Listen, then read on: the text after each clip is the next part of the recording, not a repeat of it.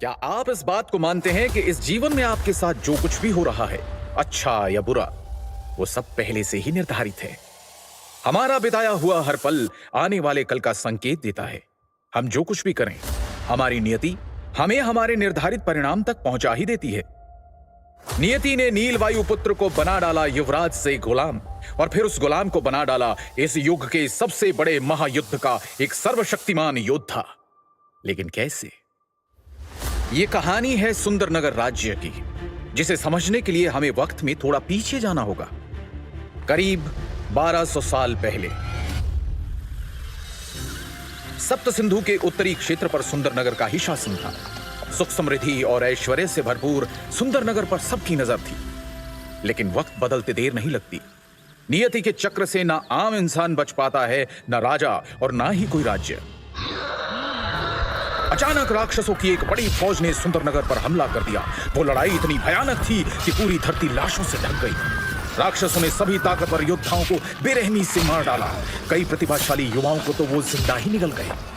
वो दृश्य इतना भयानक था कि उसके बारे में सोचकर ही किसी की भी रूह कांप जाए। अपनी तबाही का मंजर देखते हुए सुंदरनगर की उम्मीद तब जगी जब न जाने कहां से एक दिव्यात्मा प्रकट हुए। वो थे ऋषि भृगु।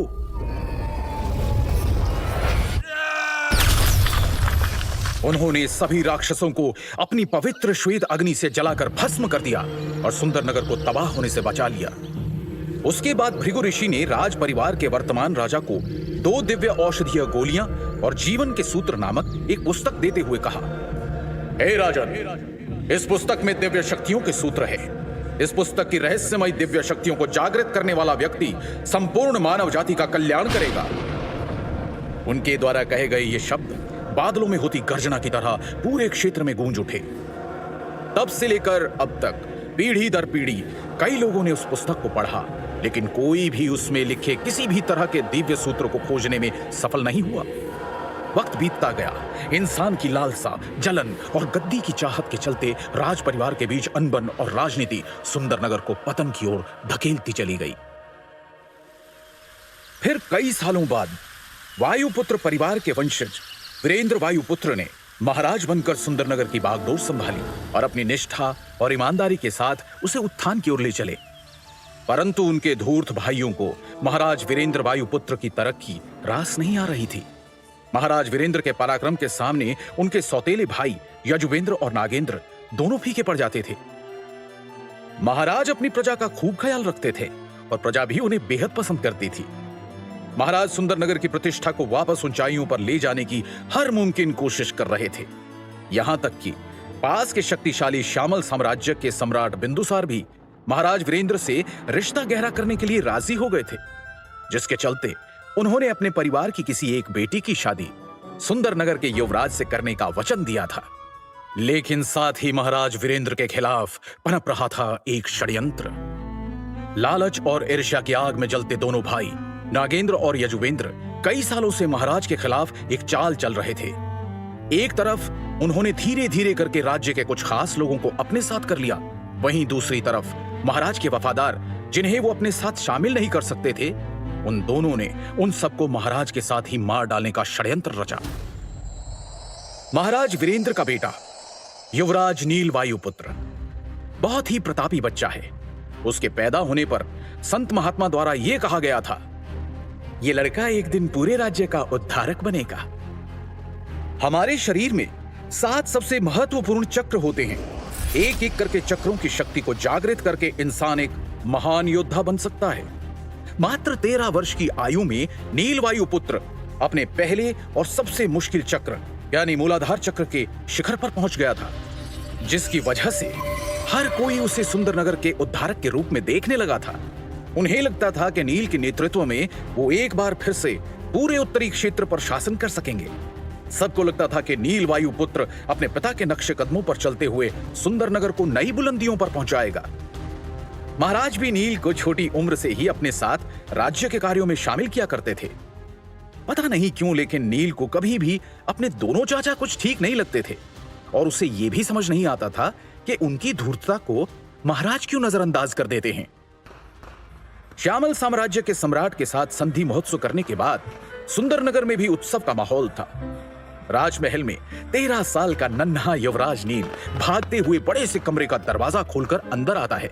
वो कमरा बहुत ही भव्य था। उस कमरे में प्रवेश करते ही वो अपनी नन्ही नन्ही आंखों से चारों तरफ देखने लगा।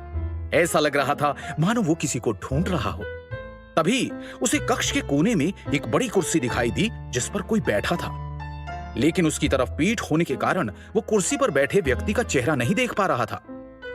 नील के चेहरे पर एक बड़ी मुस्कान आ गई और वो दौड़ते हुए कुर्सी के सामने गया। कुर्सी पर बैठे व्यक्ति का चेहरा देखते ही नील की नन्ही आंखों में खौफ उतर आया। उसकी आंखें फटी की फटी रह गई और वो जोर से चिल्लाया, पिताश्री! 13 साल के युवराज नील वायुपुत्र ने अपने पिता को तड़पते हुए देखा था। महाराज वीरेंद्र के मुंह से खून की धार बह रही थी और उनका चेहरा पूरी तरह से नीला पड़ चुका था। ऐसा लग रहा था जैसे महाराज को घातक जहर दिया गया हो। बच्चे की चीख सुनकर कुर्सी पर बैठे महाराज ने अचानक अपनी आंखें खोली और बोले, नील, मेरे बच्चे, तुम आ गए। अपने पिता को ऐसी हालत में देखकर नील घुटनों के बल बैठ गया और नम आंखों के साथ रुआंसा होकर बोला, आपको क्या हुआ है पिताश्री? महाराज ने नील को कोई जवाब नहीं दिया, मानो उन्होंने उसे सुना ही ना हो। फिर अपनी सांसों को काबू करते हुए वो धीमी आवाज में बोले, मैंने तुम्हें एक किताब दी थी, क्या तुमने उसे पूरी तरह से समझ लिया है?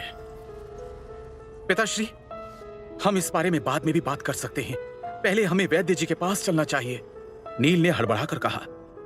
मौत से कुछ ही पल दूर अपनी बची हुई शक्ति इकट्ठा करते हुए महाराज धीमे स्वर में बोले, उसके लिए बहुत देर हो चुकी है बेटा।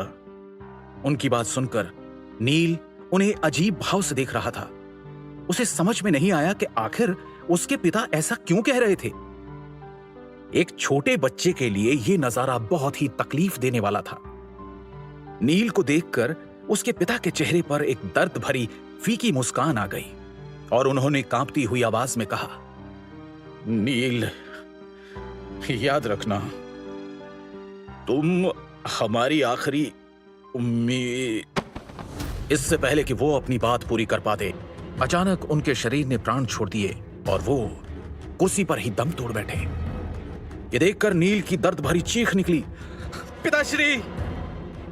इतने में सैनिकों की एक टुकड़ी राजमहल के उस कमरे में प्रवेश करती है और साथ ही राजा के जैसे कपड़े पहने हुए नागेंद्र और यजुवेंद्र वायुपुत्र आते हैं। अपने पिता की मृत्यु पर रोते बिलखते नील पर वो जरा सी भी दया नहीं दिखाते और सैनिकों को नील को कैद करने का आदेश देते हैं। उनके षड्यंत्र से अनजान मासूम नील झुंझलाकर बोला, छोड़ो मुझे, मैंने कुछ नहीं किया है, मुझे नहीं मालूम पिताश्री को किसने मारा। उसकी इस बात पर यजुवेंद्र जोर जोर से ठहाका लगाकर हंसने लगा और नील के करीब आकर बड़ी बेरहमी से उसने मासूम नील को बालों से पकड़ लिया। उसके चेहरे के भाव अचानक ही क्रूर हो गए। दिल तो करता है कि तुझे अभी जान से मार डालूं, लेकिन कितना मासूम है तू। मैंने क्या गुनाह किया है? मैंने कुछ नहीं किया है। चाचा जी, पिताश्री को वैद्य के पास ले चलिए ना, शायद वो इन्हें ठीक कर देंगे। नील यजुवेंद्र के आगे गिड़गिड़ाने लगा। इस पर यजुवेंद्र ने नील के बालों पर अपनी पकड़ को कसते हुए एक जोरदार तमाचा उसके गाल पे जड़ दिया और क्रूरता भरे अंदाज में बोला, तेरा गुनाह ये है कि तू एक गद्दार का बेटा है। तेरा बाप तो मर चुका है, इसलिए अब उसके गुनाहों की सजा तू भुगतेगा। तू एक कैदी का जीवन बिताएगा। रोज तेरी इतनी पिटाई होगी कि तू रोज हमसे मरने की भीख मांगेगा। ऐसा कहकर यजुवेंद्र सैनिकों को इशारा करता है। उसकी आज्ञा का पालन करते हुए सैनिक नील को कारागृह ले जाने लगते हैं कि तभी पीछे खड़ा नागेंद्र एक तिरछी मुस्कान के साथ कहता है, अगर तेरी बहन नीलिमा सप्त सिंधु आश्रम न गई होती तो मैं उसे खुद अपने हाथों से सजा देता।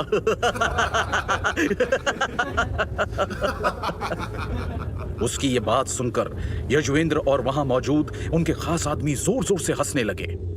नील ने जब ये बात सुनी तो उसका खून खौल गया। एक झटके से नील ने सैनिकों से खुद को छुड़वाया और नागेंद्र को मारने के लिए उसकी ओर भागा। जैसे ही नील नागेंद्र के पास पहुंचा, नागेंद्र ने ज्यादा जोर लगाए बिना एक मुक्का नील के पीठ पर दे मारा और एक ही मुक्के से उसने नील को धूल चटा दी। दर्द से बिलखता नील वहीं जमीन पर पड़ा रहा, जिसे देखकर वहां मौजूद सभी लोग एक बार फिर जोर जोर से हंसने लगे। एक छोटा सा बच्चा जिसने अपने पिता को अपनी आंखों के सामने तड़प तड़प कर मरते हुए देखा हो और फिर अपने ही चाचाओं से इतना बड़ा धोखा खाया हो, वो कैसे उभर पाएगा इतने दुख से और कैसे निकल पाएगा सुंदरनगर की कैद से, ऐसी कैद जो नर्क से भी बदतर है। कुछ सालों बाद नील वायुपुत्र को एक गुलाम का जीवन बिताते हुए 3 साल गुजर गए। ये 3 साल नील के लिए बेहद दर्दनाक थे, क्योंकि उसके चाचा और वर्तमान महाराज के आदेश के अनुसार नील को एक प्रशिक्षण सहायक बना दिया गया था।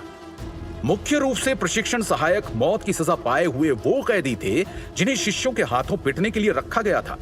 सभी शिष्य अपनी तकनीकों और शक्तियों का परीक्षण इन सहायकों पर ही करते थे, यहां तक कि उन्हें पलटवार करने की भी अनुमति नहीं थी। कैदियों की सुध लेने वाला कोई भी नहीं था। इनमें से कितने ही गुलाम हर साल मारे जाते थे या फिर अपंग हो जाते थे। जहां तक नील की बात है तो वो मौत की सजा पाने वाला कोई आम कैदी नहीं था।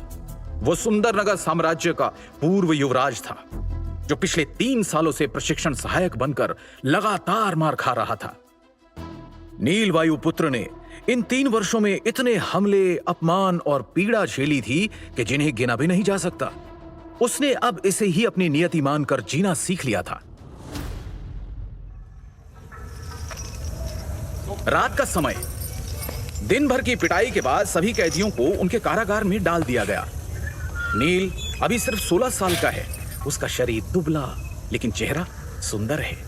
अपनी चमकती नीली आंखों के साथ वो अपने कारागृह में दीपक के मंद प्रकाश में एक फटी पुरानी किताब को निराशा से देख रहा था।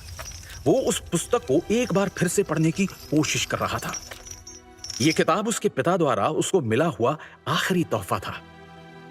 पुस्तक देते समय उसके पिता ने उससे कहा था, बेटा नील, यह पुस्तक हमारे पूर्वजों की पवित्र धरोहर है और ये हमारे कुल के पुनरुद्धार में सहायक होगी। मुझे विश्वास है कि तुम ही हमारे कुल का उद्धार करोगे। याद रखना बेटा, मानवता ही परम धर्म होता है। अपने पिता के वो शब्द नील के कानों में गूंज गए। वो धीरे से फुसफुसाया, भृगु ऋषि की इस किताब को मैंने 10 बार पढ़ा है। इसके अंदर के सूत्र काफी अच्छे हैं, लेकिन मानवता ही परम धर्म है। मैं इस कथन से सहमत नहीं हो सकता। दीपक की हल्की लौ को देखते हुए उसने एक उदासी भरे स्वर में खुद से कहा, यदि मेरे पिता इतने दयालु और उदार नहीं होते, मानवता को परम धर्म नहीं मानते, तो आज हमारे राज्य की यह दुर्दशा नहीं होती और ना ही मेरे पिता की मृत्यु होती। मैं अपने पिताश्री की मौत के जिम्मेदार हर इंसान को खोज निकालूंगा और खुद अपने हाथों से उन्हें नर्क से भी भयानक यातना दूंगा। पिछले 3 सालों में हर रोज न जाने कितनी बार नील वायुपुत्र ने यह प्रतिज्ञा ली थी, लेकिन वो खुद नहीं जानता था कि वो अपने मकसद में कामयाब कैसे होगा। सभी समस्याओं का समाधान देने वाला कोई सूत्र, कोई उपाय या फिर शायद कोई जादुई मंत्र उस किताब में छुपा था, जो आज तक अनेक बार पढ़ने पर भी उसे नहीं मिला।